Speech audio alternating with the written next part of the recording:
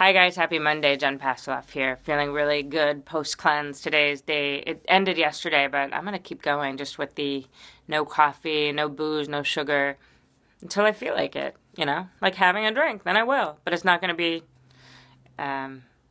habitual with the coffee and the wine and the sugar. Anyway, have you ever had anything in your life where you thought it might kill you?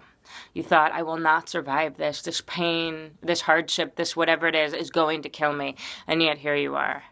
And I asked this question on my Facebook, this grief, whatever it is. I asked this question on my Facebook, and there's hundreds of comments. And I've asked it before, and I was just sitting here drinking my green tea, crying, reading them, and thinking how incredible people are.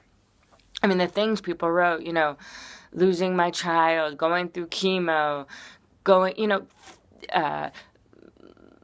becoming paralyzed, losing my house, becoming homeless, things that are astounding. And yet here they are commenting on my Facebook page, alive. It's one of the reasons I do the work that I do, right? In my Manifestation on Being Human workshops, to remind us that we're not alone. So often we feel like we are. I do. I battle with that all the time, feeling so alone and afraid. And it's so nice to remember that you're not alone. And so anyway, I was reading all these comments and feeling really moved and wanting to like, but not wanting to like, because these are, terrible things people are writing, but wanting to like, yeah, you made it. You're here. You're alive. There you are on the other side of the computer. So a writer that I really love, Cheryl Strayed, most of you probably know her. She wrote a few books. Wild is probably her most famous book. She's also really well known for Dear Sugar, an advice column that was on the Rumpus. So she's just a wonderful human being, truly empathetic and lovely and kind and gracious. Anyway, so she, on her author page, she posted something, and it was so on with what I was going to make the video about. So I'm going to read you straight from what she wrote. And it says, in the 3 years and couple weeks that have passed since Wild was published, by the way, read it if you haven't, there hasn't been a single day that I've not received a message from someone saying they know the nature of my grief because they experienced it too. In fact, usually I get about 50 such messages each day. I get that too when I write about grief. Isn't that incredible?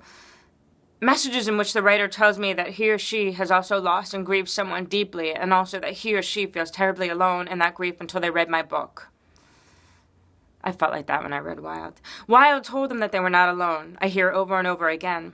In addition to my profound gratitude in response to these emails and statements, I also have felt profound wonder.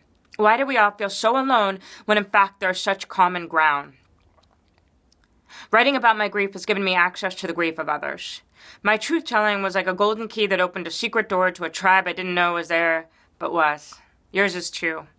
If you are suffering savagely, say so. Say, I do not know how to go on. Good people will take your hand and walk with you for a while. I know this because you took mine. Thank you. It really moved me. And I believe it's Ram Dass has a quote that says, we're all just walking each other home.